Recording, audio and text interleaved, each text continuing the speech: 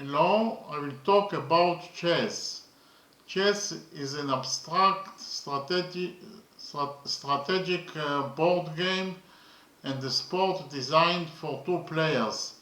It is one of the most common and complex games existing in human culture. Estimates of the number of legal states in chess range from 10 to the power of 43 to 10 to the power of 120. The game is accepted worldwide as both a hobby and a competitive sport. A person who plays chess professionally is called a chess player. Victory in the game is achieved when one of the kings is threatened in chess by one of the opponent's pieces, cannot eat the threatening piece, block the threat with another piece, or escape from the threat to a square where it will not be threatened. So if you threaten in chess your opponent's king and your opponent's king cannot escape from the threaten from the threat in any option that it will choose, and it cannot eat the threatening piece, and it cannot block the threat with another piece, or it cannot block the line of the threatening piece, then you will win the game. Now I will talk about basic concept in chess.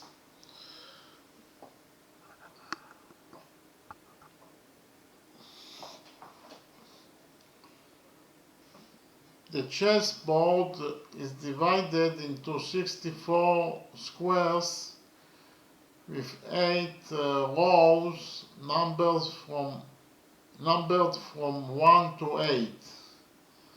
So the rows are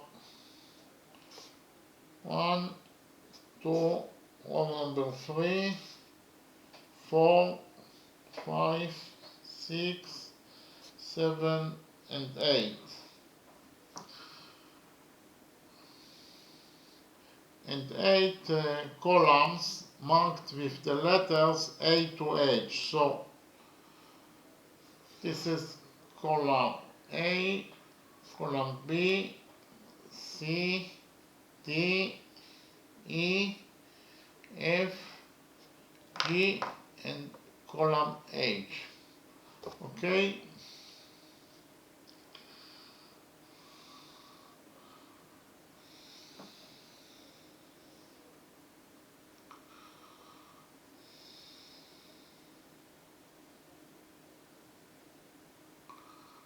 So we will place the board. Now I will talk about the arrangement of the tools. So we will place the tools on the board in the row closest to each player from outside to inside. So the row that is closest to me is of course the first row, and we will place the tools in row number 1 from outside to inside. First we will place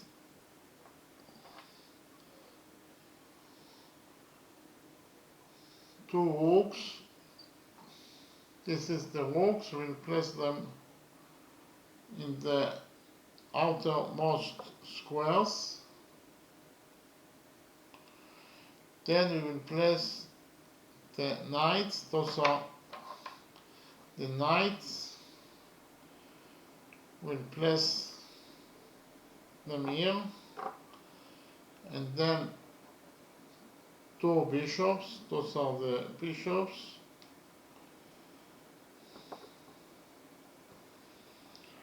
And we'll place the king. This is the king on the line D, column D. This is column D. And the last and the most important tool is the king. We will place the king on column E. This is column E. The same thing we will do for the black side.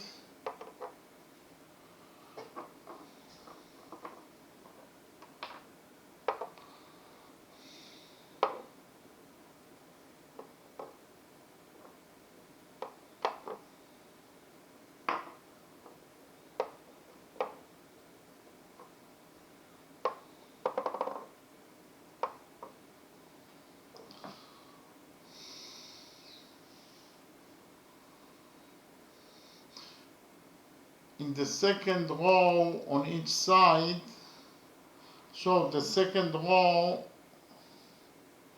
is here, and from the black's point of view, it is of course the 7th row.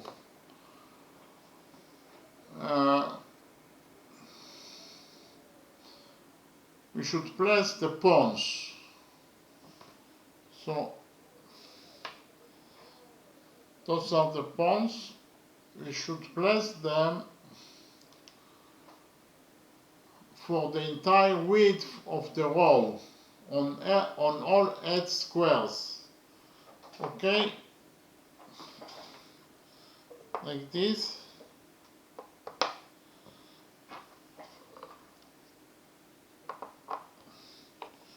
We should do the same thing for the black side. We will place the black pawns on all the width of the 7th row.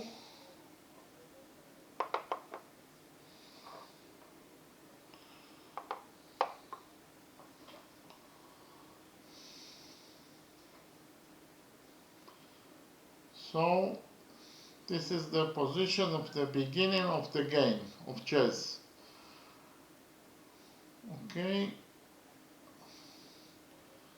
so the next step is to talk about the characteristics of the tools.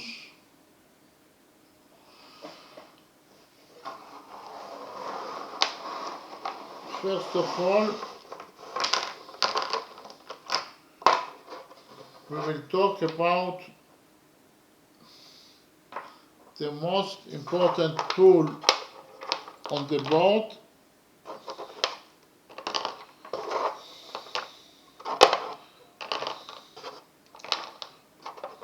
The most important tool on the board is the king. This is the king. He can move in any direction, straight or diagonal, 1 square in each direction. So from that position, the king is actually in the square. That is, the name of the square is E4. from e4 the king has 8 possibilities to move. Can move here, here, here, here, here, here, here, and here. In total, 8 squares. So usually the king can move only 1 square in each direction except for castling. So the castling is something that you do in order to protect the king. You can do the short castling like this. So in the short castling the king actually moved 2 squares, and you also can do the long castling like this. In this position also the king moved 2 squares from E1 to C1. And when the king is in a chess position,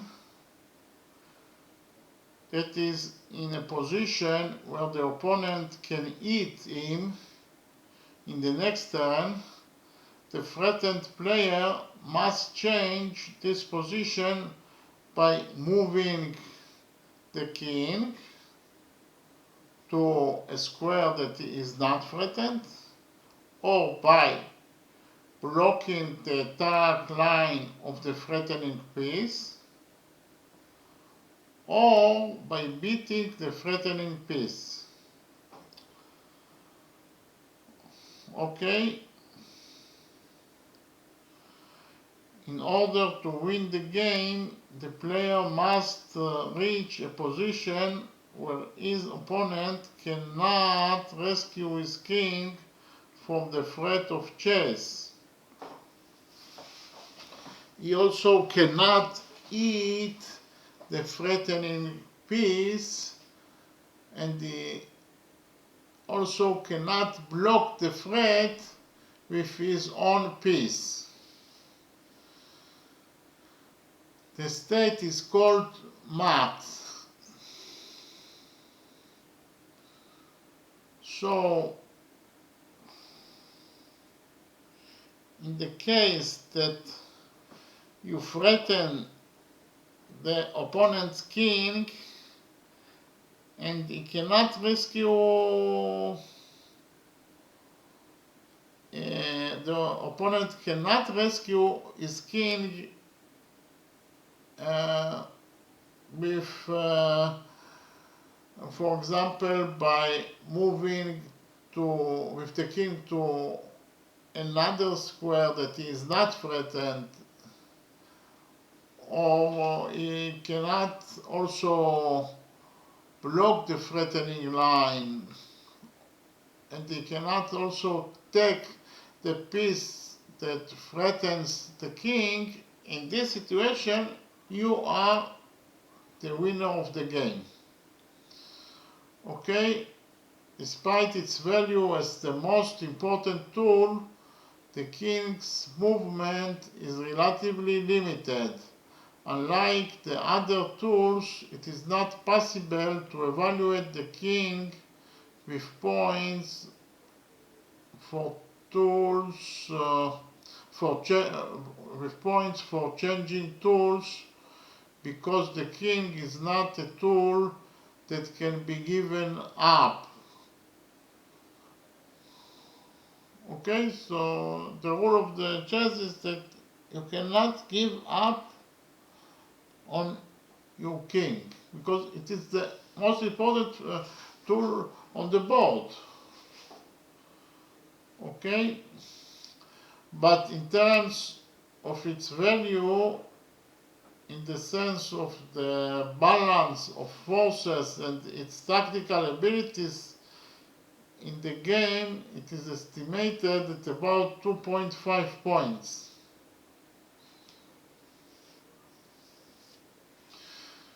Because the king has a limited range offensive ability, as I already mentioned, he can move only one slot in each direction. This ability is manifested mainly in advanced stages of the game, when there are not many tools left on the board. Okay, that is to say in the end of the game. So the king's strength is manifested in the end of the game when there are not many tools left on the board. Okay, on the same scale, the rook is is valued at 5 points. So the rook is valued at 5 points. The knight valued at 3 points. The bishop also valued at 3 points.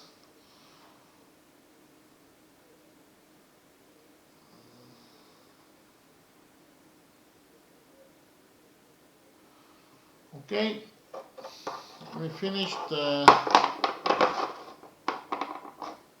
to talk about the king. The next tool that I will talk about is the queen. This is the queen. The queen is the most powerful tool on the board. Its advantage is in the flexibility of its movement, since it can move in any straight line, column, row or diagonal, and as many squares as it wants in the same row or diagonal. So this queen is on square E4 because it is on column E and row number 4, so the square name is E4.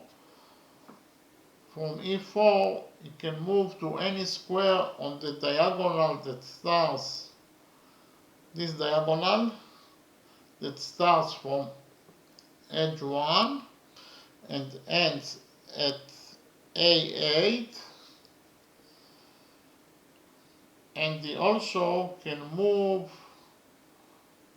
on the diagonal that starts from B1 and ends at H7, and he can also move straight and backwards on any square in the column E. Okay, and he also can move in any square on row number 4. So I can move here, here, here, here, here, here, and here.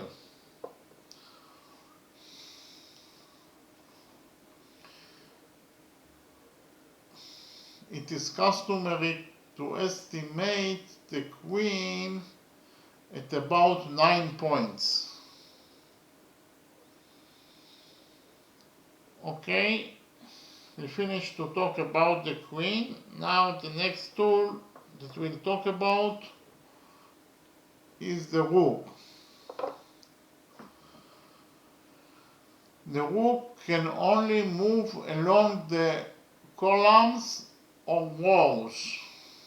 So the rook is the square E4, and from E4 it can move on any square to any square in the column E,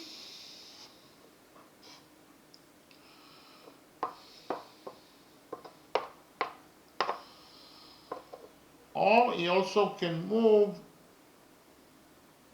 to any square in row number 4.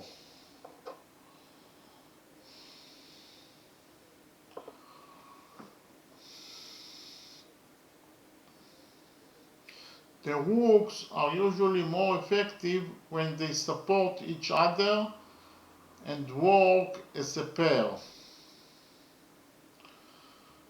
A special rule was assigned to the rook in the protection of the king during the castling. As I have already mentioned, you can do the short castling, or you can also do the long castling.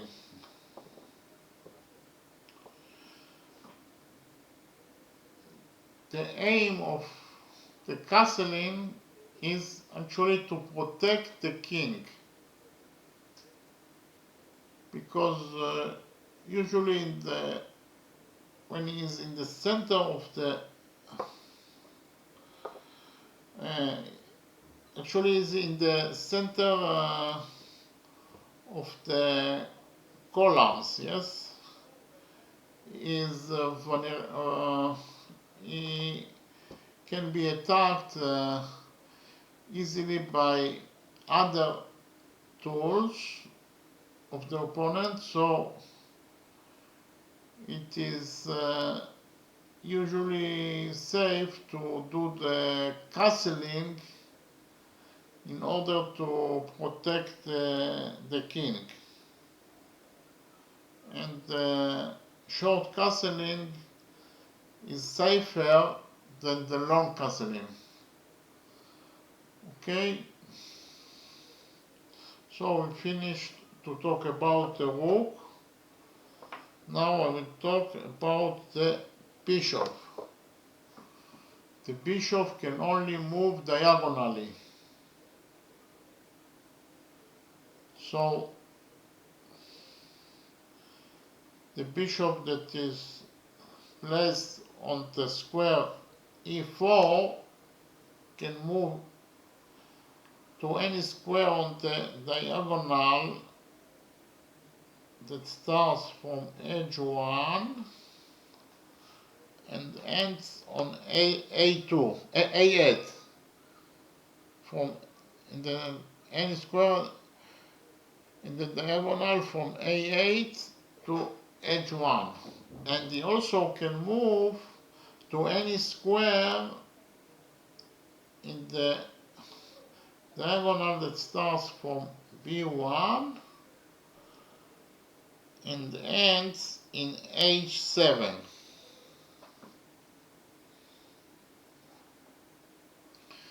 The bishop is the only tool that is limited to one slot color and cannot switch to the other color. The two existing bishops together cover both colors of the board. As I already explained, there are two bishops in the beginning of the game to each side, and together the bishops cover the two colors on the board. The bishop that is on D4 colors the white squares, and the bishop that is in E4 covers the blue squares.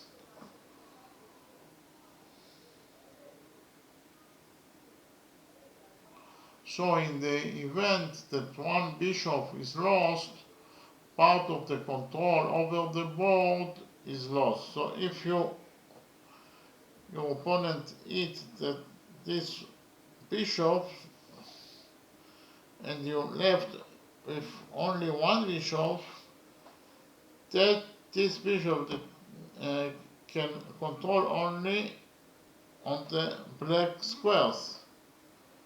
Okay, it is usually estimated at about 3 points.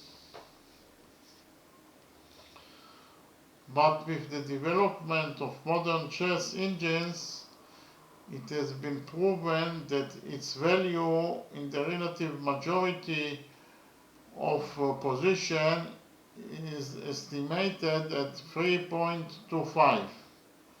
That is subject to dispute.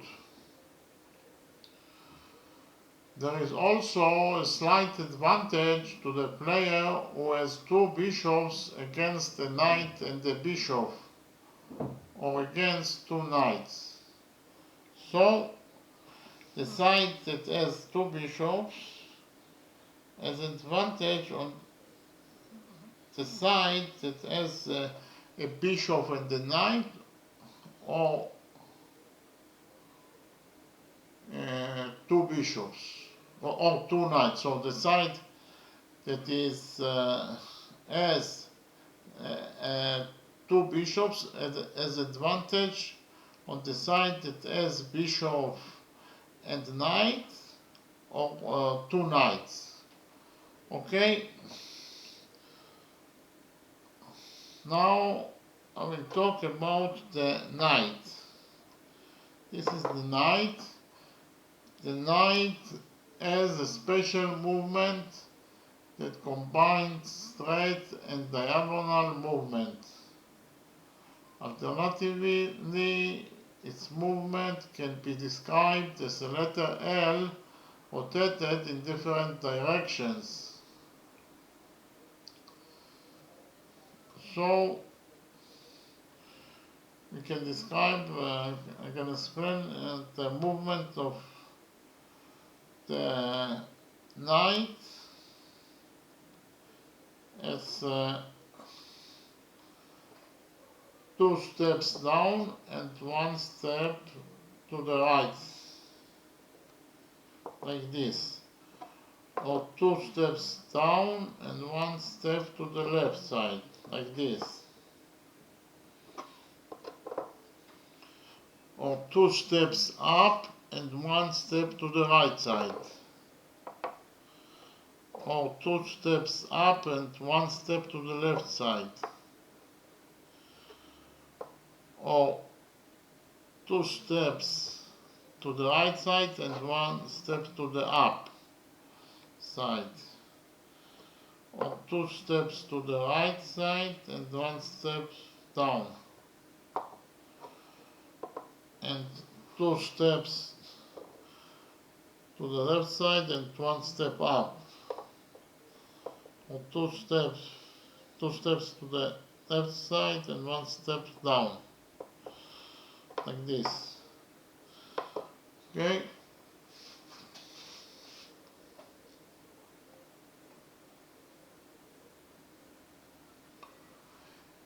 The advantage of the knight is that tools don't block his movement and he can jump over them.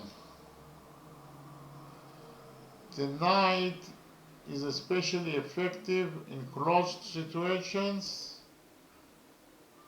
and in the execution of a fork that is a threat to several tools at the same time. I will explain what is fork.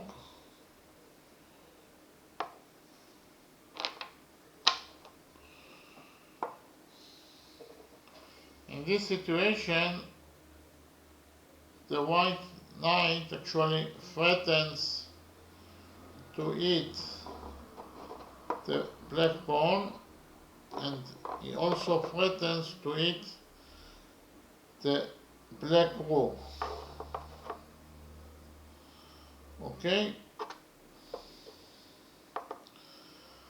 Theoretically, the rook can threaten to eat at tools at the same time. I will show you the position.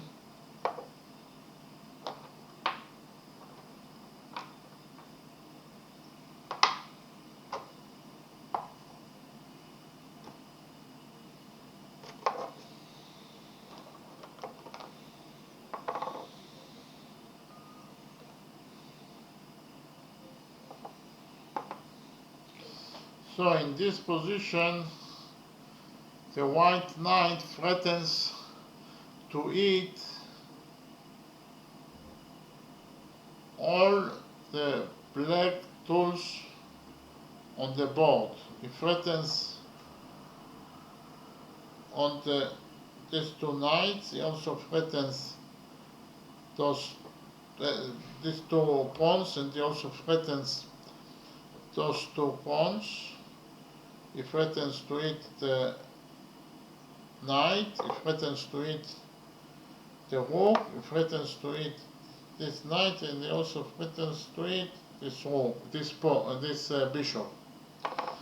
Okay.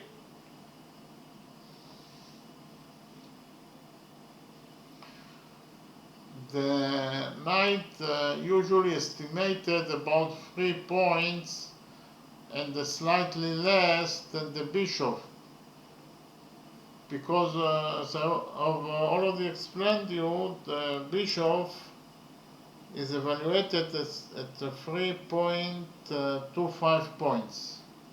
So it is slightly stronger than the knight. Okay, so we finished to talk about the knights, and now I will talk about the pawn.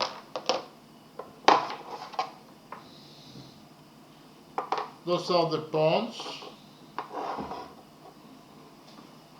The pawn is the last in the hierarchy and the most limited in its movement. Also known as soldier. Can only move one square at a time and only in one direction. That is forward, that is to say, the opposite direction to the side of the board where it starts. So, from the white's point of view, the forward direction is like this, and the straight direction, and from the black's point of view, the forward direction is this direction.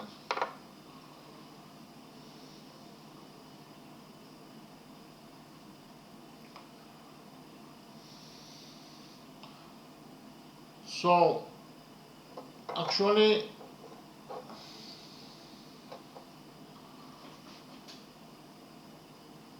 the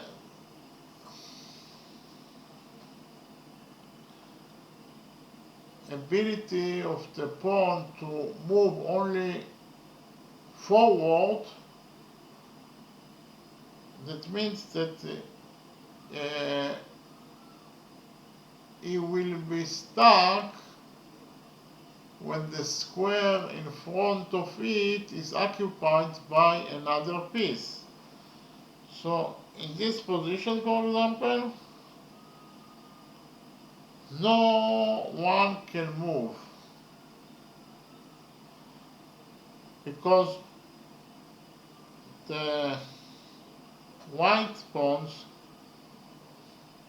cannot move, because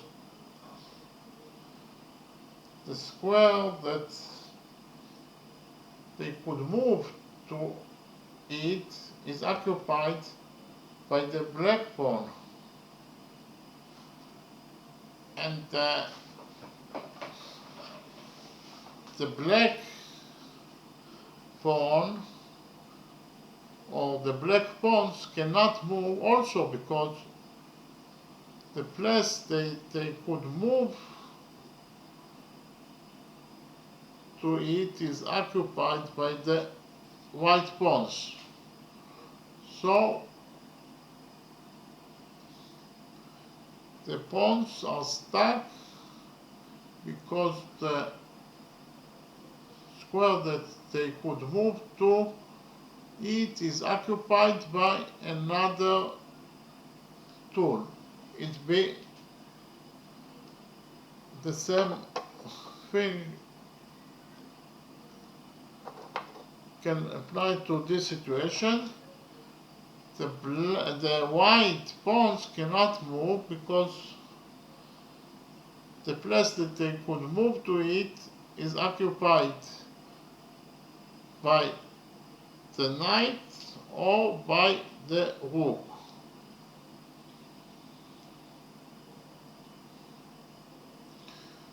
During the first move of the pawn, and only during this, it can move 2 squares forward or 1 square according to the player's will. Okay, so during the first move,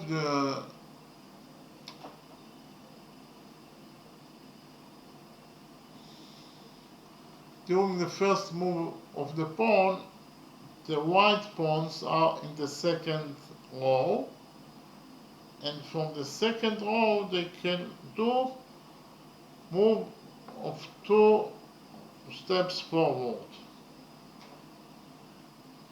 The same thing applies for the black side. They can move 2 places, 2 squares forward. Of course that it can do also 1 square if you wish, but you can do 2 squares. That is the only option for the pawn to move 2 squares. There is no other possibility for the pawns to move 2 squares, because it usually moves only 1 square forward, and the only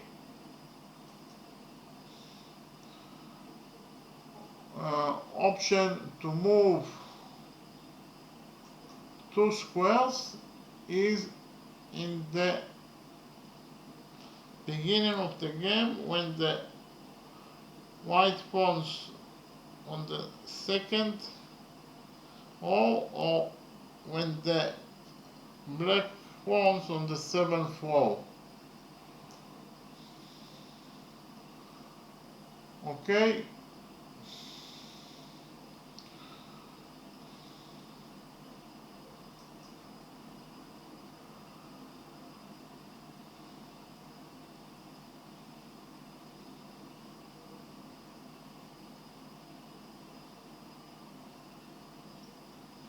The way pawns beats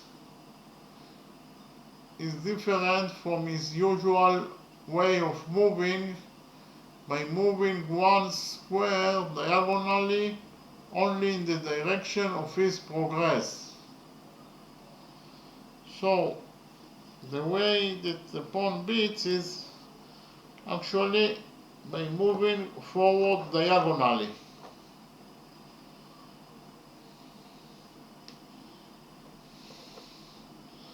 So in these situations, the black can eat the white pawn like this,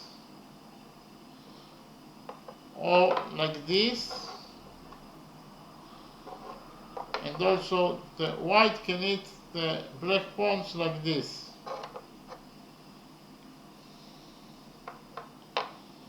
or like this.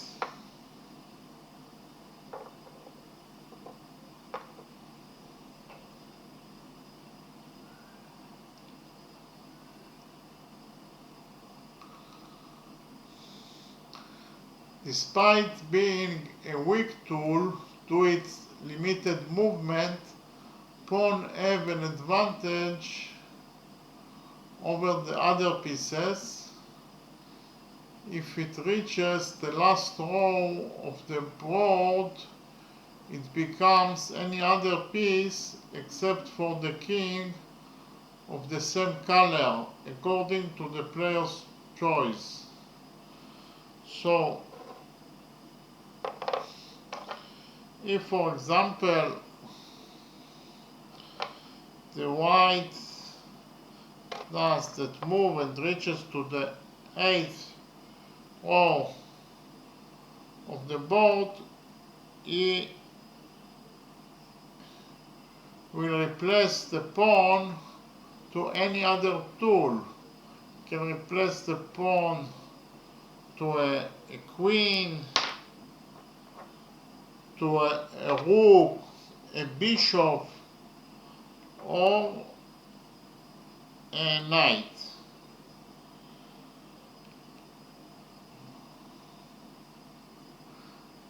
The same thing also applies for the black side. If he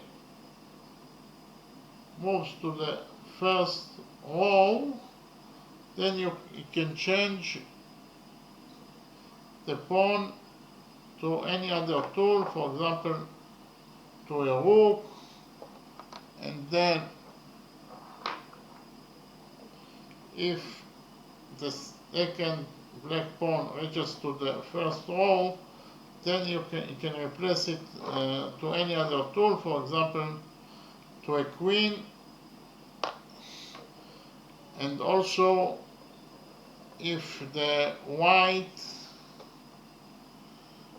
arrives with the second pawn to the 8th row, then it can replace the pawn to another queen. So theoretically, you can have 9 queens on the board, because all the 8 pawns can be reached to the 8th row, and you can replace them to the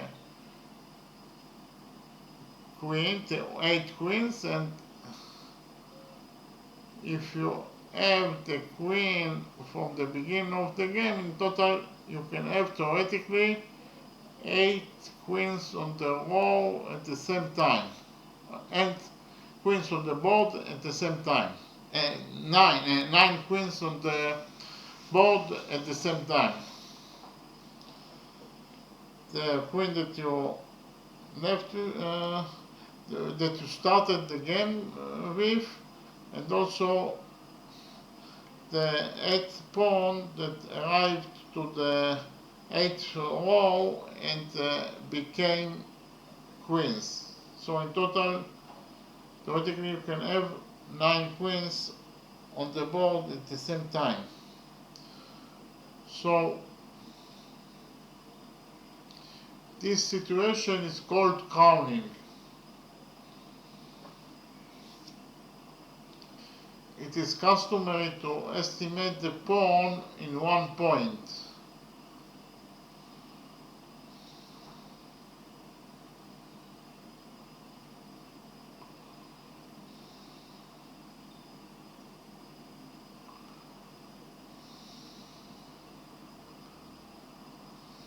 A special move of the pawn is en passant. En passant is a special method of capturing in chess that occurs when a pawn captures a horizontally adjacent opponent pawn that has just made an initial 2-square advance. The capturing pawn moves to the square that the opponent pawn passed over, as if the opponent pawn had advanced only 1 square. So I'll explain the meaning of the en passant rule. So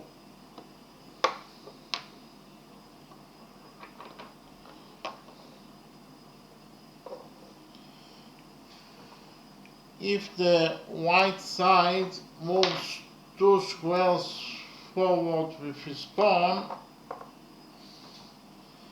then the black side has the right to eat the white pawn like this. This is the en passant rule.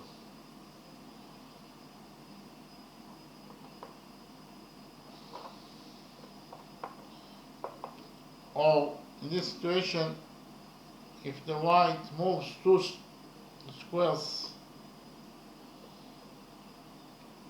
then the black has the right to eat the white pawn like this.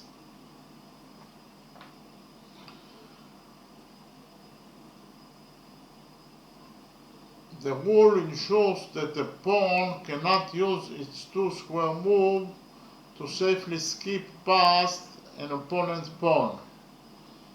Okay, thank you very much.